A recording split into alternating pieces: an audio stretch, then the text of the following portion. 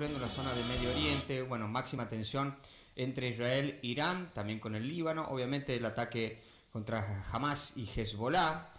Vamos a ver qué es lo que está ocurriendo, cuál es la respuesta justamente del gobierno de Israel a lo que fue el ataque de misiles, más de 180 misiles que han partido desde Irán. Vamos a hablar de este tema, obviamente, con un especialista en política y en relaciones internacionales, el profesor Pablo Hueve. Profesor, ¿cómo le va? Buenas tardes, muchas gracias por este contacto.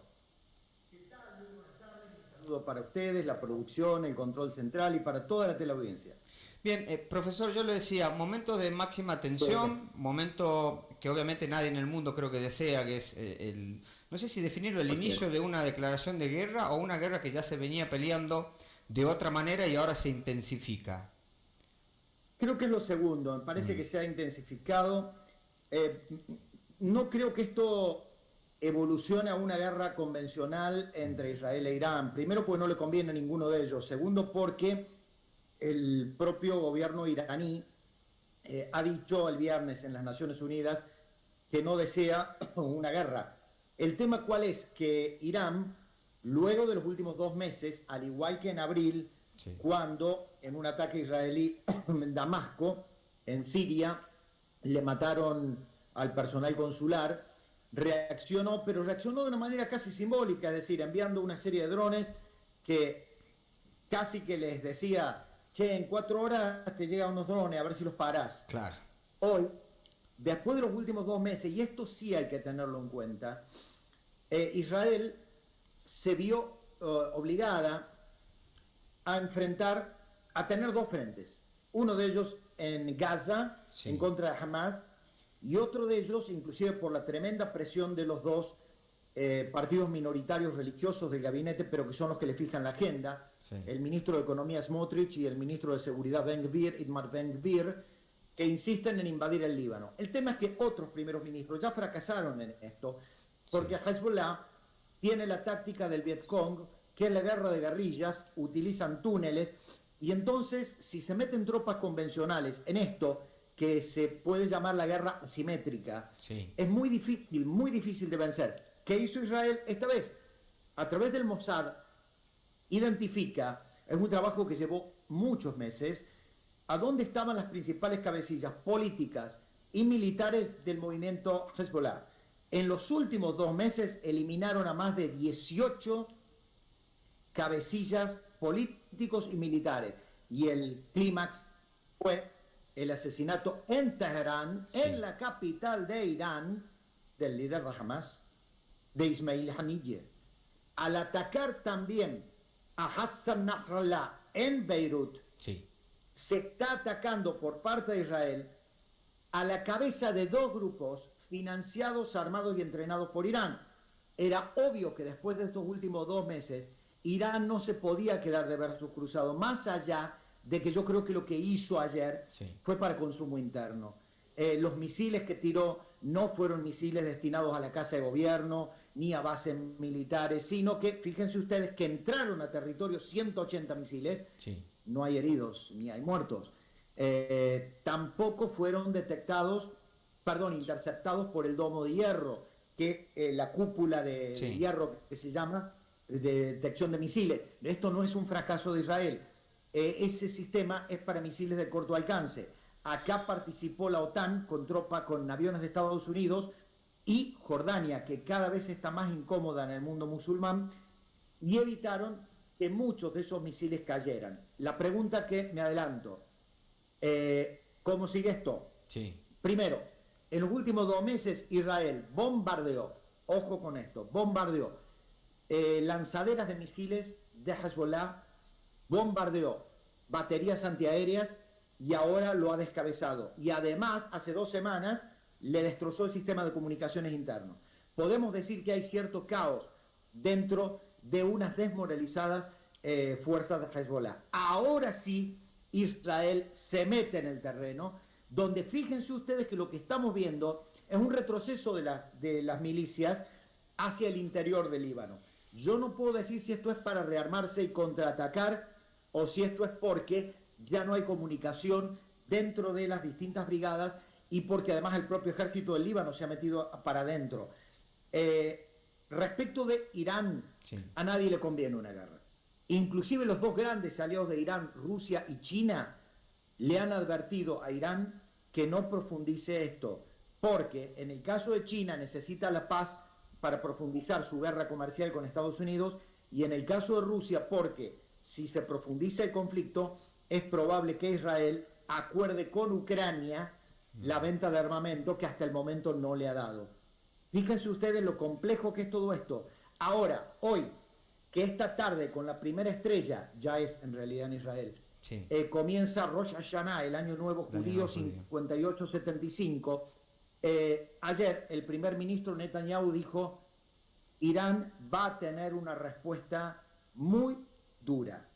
Desconozco si va a ser como la otra vez un ataque simbólico a un galpón en algún aeropuerto, o si esta vez Israel demostrará que puede pelear en 3 frentes y atacará instancias atómicas. Yo no lo creo, porque además se vienen las elecciones en Estados Unidos y todo esto lo que hace es favorecer a un Donald Trump. Claro.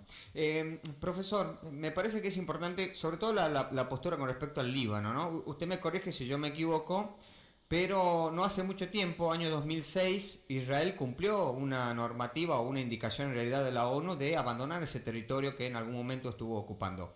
¿En qué difiere la situación desde ese momento hasta este momento actual de la historia en esa zona del mundo? Excelente pregunta. La decisión del 2006 tiene que ver con la invasión que habían hecho en 1981 y que en 1982 generó el nacimiento de Hezbollah.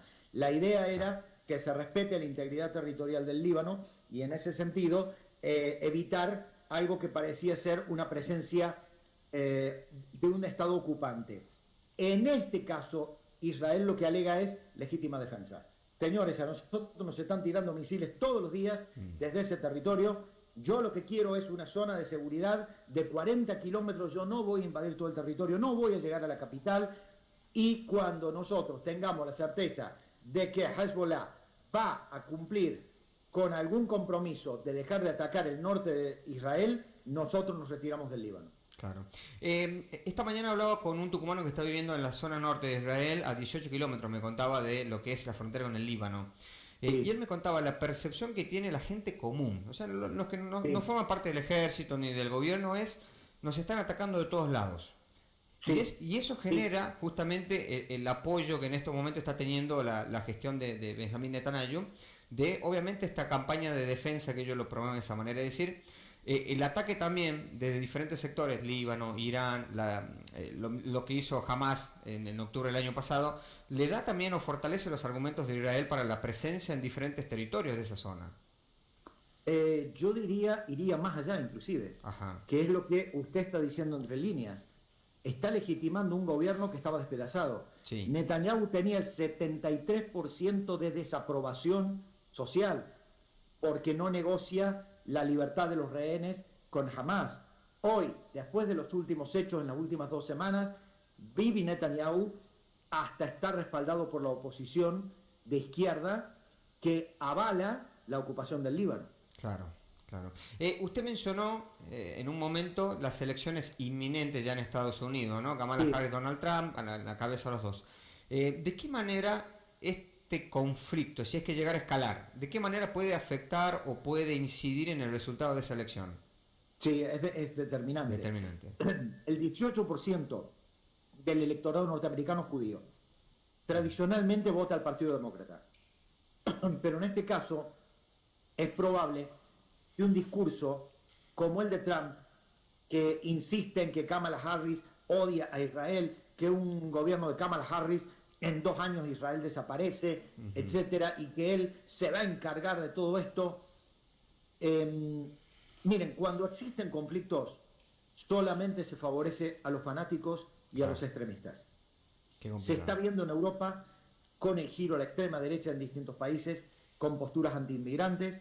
Se está viendo en América Latina, se está viendo en nuestro país, se está viendo en Estados Unidos. Yo anoche vi el debate de los vicepresidentes y la verdad es que si bien tuvo un alto nivel de respeto entre los dos, uno escucha al candidato a vicepresidente de Donald Trump y la culpa hasta del dengue la tienen los inmigrantes. Esto es muy delicado porque estamos con una actitud adolescente de que la culpa de todo viene de afuera y en este contexto El conflicto en el llamado Oriente Medio genera una sensación de inseguridad y además da letra para la derecha norteamericana decir: yo puedo solucionarlo diplomáticamente, basta de poner plata de nuestros impuestos en la OTAN. Lo mismo que se está diciendo respecto de la guerra Rusia-Ucrania. Claro. Profesor, no le quiero robar mucho más tiempo, cierro con esta pregunta que me parece que es la que se está haciendo todo el mundo hoy. ¿Ha fracasado la diplomacia en Medio Oriente después de lo que pasó ayer? La pregunta es si en algún momento la diplomacia había triunfado. Claro. Cuando ningún país puede controlar a movimientos irregulares, cuando en su momento el gobierno laborista, el último gobierno laborista de izquierda que tuvo Israel, sí, el de Ehud Barak con Shlomo Ben Ami de canciller en el año 2000, no lograron que Arafat en la OLP y en la Autoridad Nacional Palestina aceptaran un acuerdo de paz que implicaba la creación de un Estado palestino, a partir de allí la derechización de la política israelí ha tirado por tierra con cualquier posibilidad de un Estado palestino. ¿Esto a quién le conviene? A los sectores violentos. Se ha desnaturalizado el papel de la autoridad palestina y en cambio se ha legitimado el papel de quienes, como Irán, como Siria o como grupos irregulares de Qatar, financian a los extremistas que ganan popularidad en la región, aunque parezca mentira, siendo atacados por Israel. Hoy Hamas es más popular que hace un año. Hoy Hezbollah es un Estado dentro del Estado en Líbano y hoy Yihad Islámica tiene más autoridad moral delante de los palestinos que la autoridad palestina. Claro. Bueno, hemos tenido sobrados ejemplos, sobre todo en esa zona, de cómo los estados fragmentados, como se denominan varios de ellos, potencian y promueven el nacimiento de estos grupos que muchas veces reemplazan inclusive a la política local, ¿no? Forman parte de grupos que controlan territorio. ¿Quiere que le dé un dato? Sí. Mientras el Estado libanés no puede pagar los sueldos y no puede pagar la deuda externa porque no tiene gobierno desde hace más de un año, Hezbollah le da créditos a las pymes, sostiene guarderías, sostiene colegios y tiene gente a sueldo mucho más alto que los militares y los policías del ejército libanés. Bueno, es un dato realmente alarmante, ¿no? Porque cuando grupos paraestatales hacen lo que debería hacer el Estado... A ver, creo que de este lado del planeta, sobre todo en Argentina, no estamos tan al tanto o no hemos vivido esto de una manera quizás más cercana, pero es como para tener una comparación quizás un poco inocente, lo que ocurre, por ejemplo, en algunos barrios de la República Argentina, donde uno encuentra que el narco es el que le paga la boleta de la luz, el narco es el que le paga la educación a los hijos. Bueno, pasan estas cosas cuando el Estado es insuficiente o no existe, ¿no? Pasa en Rosario, pasa en la periferia de Córdoba y pasa en la 11114 sí, de la ciudad de Buenos Aires, al lado del nuevo gasómetro. Así es. Profesor, siempre muy amable usted por el tiempo, muy didáctico, muchísimas gracias. A ustedes y para la comunidad judía que nos puede estar viendo, hoy con la primera estrella de esta tarde, Rosh Hashanah 5875, Shana Tová Umetuká, que significa que el nuevo año sea dulce y que tenga paz. Nunca como en este momento ese deseo es tan fuerte y tan ferviente. Fundamentalmente eso, paz y paz duradera, profesor. Así es. Bien, que tengan una buena tarde.